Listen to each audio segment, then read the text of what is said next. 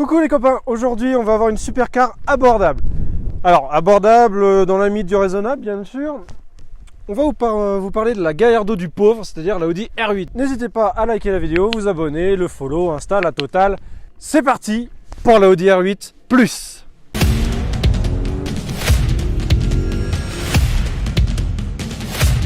Tout moment je peux mourir.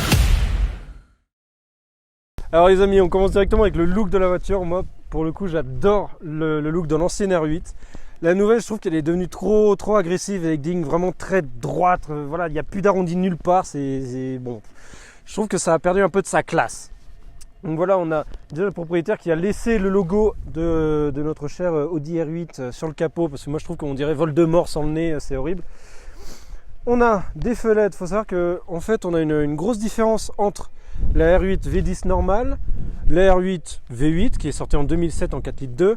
Ensuite, elle a suivi avec la V10 en 2009 et la V10 Plus, qui on va dire la toute dernière avant la nouvelle R8 qu'on connaît bien entendu.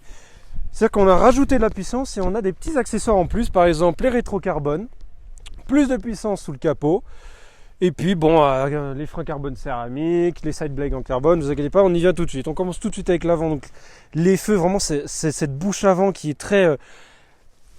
elle est massive cette voiture, en fait c'est une supercar mais qui reste quand même classe. Elle a un look très agressif avec les feux effilés, les grandes prises d'air ici, la grande bouche là avec notre plaque Supercar Suisse. N'hésitez pas à nous follow sur Instagram bien entendu. Derrière la caméra SXI, moi PGR.59 et Supercar Suisse qui est en train de se noyer et mourir de froid dans une flaque parce qu'il pleut et c'est septembre. Je ne comprends pas, ça m'énerve. Donc je continue, on a une petite lame en carbone à l'avant. Il faut savoir que le pack complet carbone, si tu le rajoutes là, il est déjà d'origine. Mais sur une R8 normale, si déjà tu n'as pas le budget pour une Gallardo, tu prends une R8. Et si tu n'as encore pas le budget, tu prends sans le carbone. Mais si tu veux rajouter le carbone, c'est 35 000 l'option. Hein. Ça fait cher. Là, c'est déjà compris dedans. Voilà, il n'y a pas de souci. Petite anecdote, si je me souviens bien, la voiture, c'était la voiture du fils de ABT qui l'avait. Ce modèle-là, bien précis. Donc, bon, c'est une petite anecdote, vous en faites ce que vous voulez. Frein carbone céramique, bien sûr, ça freine très bien. Et quand c'est mal rodé, ça couine. V10 ici, bien entendu. Le moteur, il n'est pas à l'avant, il est à l'arrière. Ici, les side blades en carbone avec les prises d'air qui sont juste énormes. C'est pas de la fausse prise d'air, hein. Là, c'est de la vraie de vraie. Elle est large, bah voilà, comme ma main. C'est quand même impressionnant quand on voit le gabarit de la voiture. On dirait une Gallardo, mais... je sais pas, plus raffinée, plus élégante. Et puis moi, ce que j'ai vraiment apprécié avec cette R8, c'est que quand elle est sortie, alors déjà c'était la supercar de Audi qui allait concurrencer les Porsche, etc. et les AMG. Elle est sortie en V8 avec un bruit mais incroyable.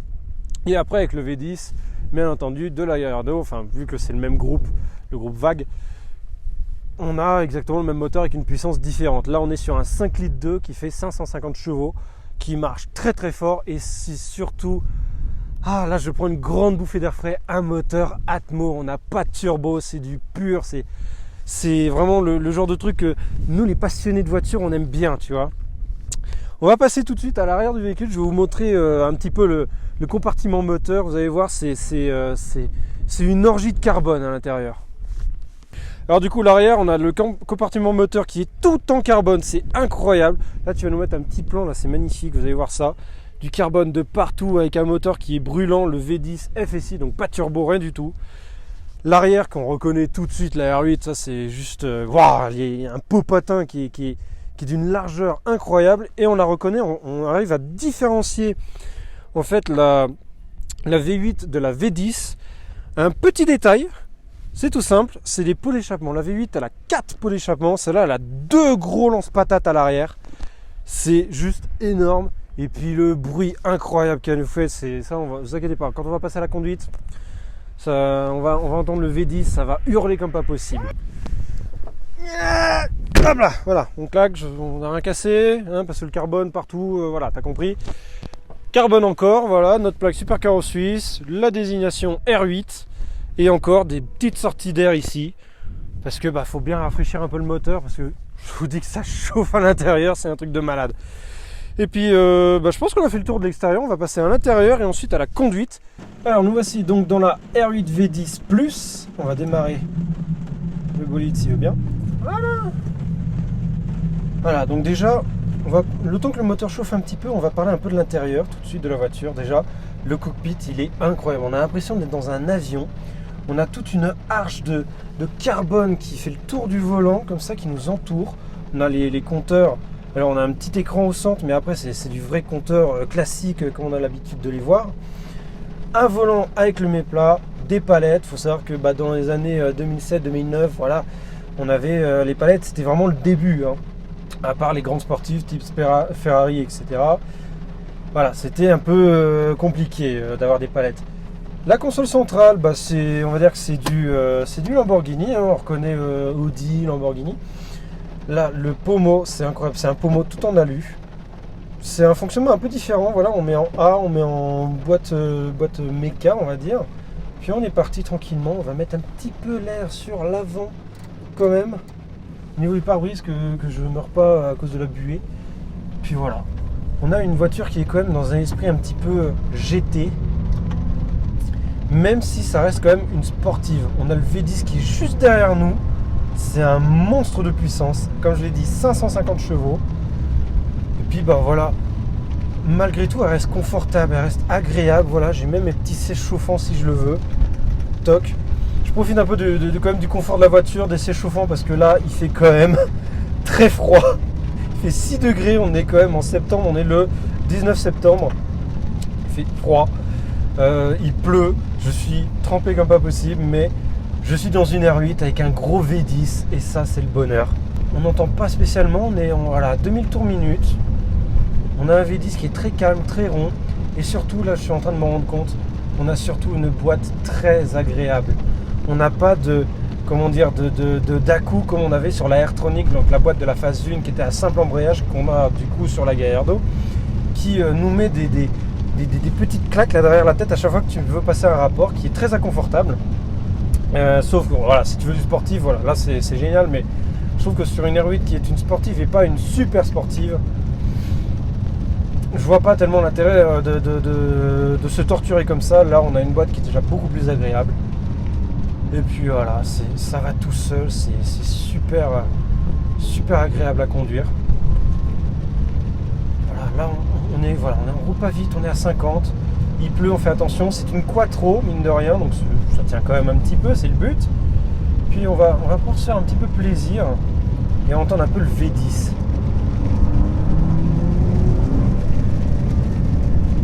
Les freins carbone céramique, ça marche bien. Il freine bien. On fait quand même attention avec la pluie, on sait jamais, c'est pas ma voiture. Mais on a quand même...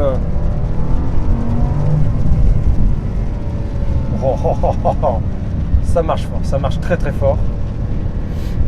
Ça marche très très très fort. C'est très sympa comme voiture. On se sent tout de suite en sécurité. Il faut savoir que la R8,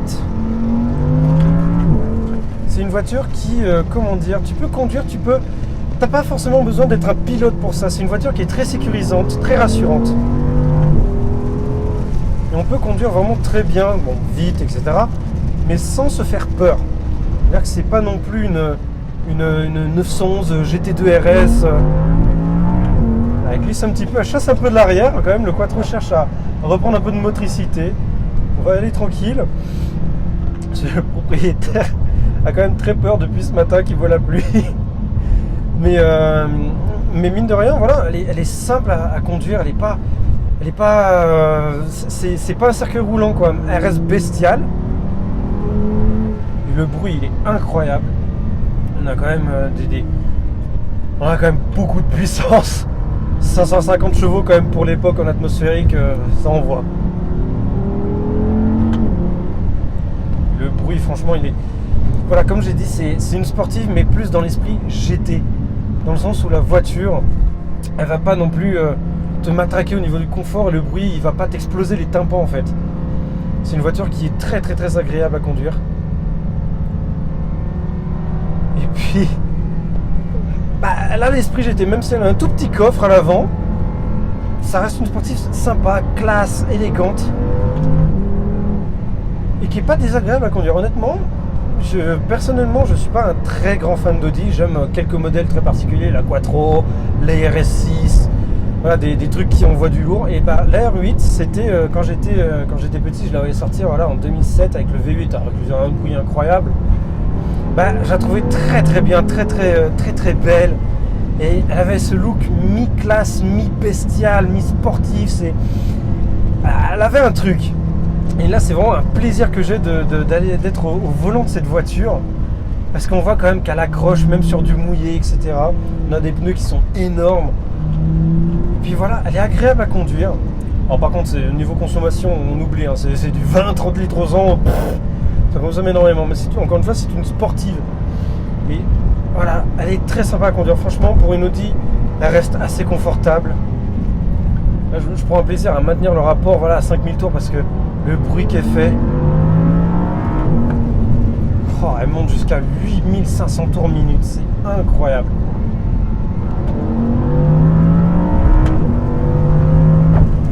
Qu'est-ce que ça marche! Et c'est pas inconfortable. C'est incroyable. Elle marche très bien. On a envie de plus. Alors la nouvelle R8, j'aimerais bien l'essayer quand même pour voir ce que ça donne. Il y a eu de tout dans les avis. Des gens qui ont déjà eu cette R8 là qui ont dit oui c'est la même chose, d'autres qui ont dit ça change radicalement. Mais je pense que ça doit être encore plus fou. Puis la joie d'avoir un atmosphérique, tout se passe haut dans les tours, voilà, il n'y a rien. La vie commence à partir de 6000 tours. Et là, oh, qu'est-ce qu'on se fait plaisir avec ça. Le bruit, il est incroyable. À l'extérieur, je pense que ça va être encore plus fou.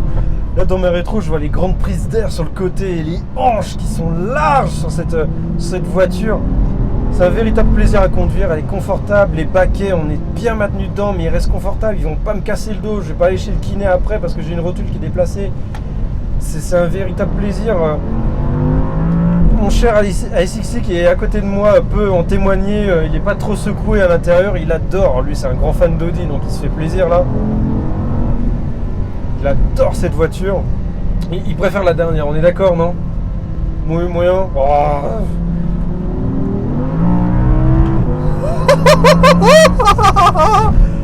Oh, ça marche. Ah, c'est un monstre ce truc.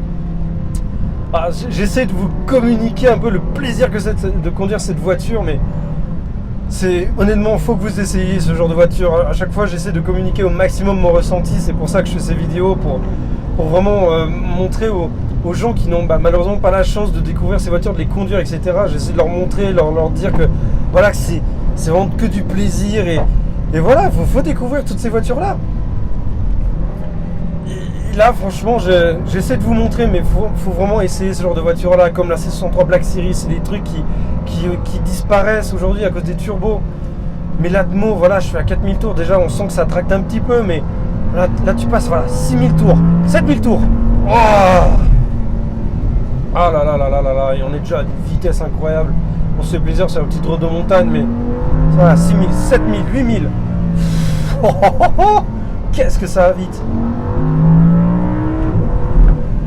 Ça marche fort. Oh là. C'est un pur plaisir, franchement. J'aimerais bien essayer la V8 parce que le bruit est encore plus envoûtant et je suis un amateur du V8. Et moi je trouve que, voilà, on dit que c'est la Gallardo du pauvre. Moi j'irai pas jusque là. La Gallardo c'est une toute autre chose. Pour avoir essayé la Gallardo, c'est vraiment autre chose, c'est encore plus bestial. Et moi je trouve que la R8, V10 ou même la V8, c'est une super abordable, avec un prix qui est correct. Ça se trouve voilà, dans les 40-50 000 en V8, et si tu veux avoir un V10, tu montes dans les 60, 70 ou 70, 80, voilà. Tu montes sur des prix un petit peu plus fous, mais honnêtement, voilà, quand tu sais que tu prends une Porsche, tu as des prix qui sont encore plus élevés, tu prends une AMG, c'est des prix incroyables. Voilà, là t'es dans une R8 quoi. C'est incroyable. Là j'arrive pas à vous communiquer vraiment mon ressenti. Là t'as du carbone partout, t'as le cuir, il est de bonne qualité, c'est du cuir étendu de partout, c'est du Napa. On est bien maintenu dans les sièges, c'est super agréable. Et puis le look que t'as là-dedans, c'est une voiture de gangster ce truc. Moi j'adore. Tout ce que je vous invite à faire, c'est mettre un like sur cette vidéo parce qu'on a encore d'autres trucs là. Normalement la semaine prochaine on va essayer de vous sortir un autre truc encore plus fou qui est en full propulsion, qui est anglais. Je vous donne juste un indice, Colin Chapman. Voilà, j'en dis pas plus. Et puis je vous dis à la prochaine. N'hésitez pas à liker la vidéo, nous mettre un petit follow sur Insta, un petit peu partout. Et puis je vous dis à la prochaine. Moi je vais essayer de calmer un peu mes émotions. Et puis je vous dis bisous. Salut les copains.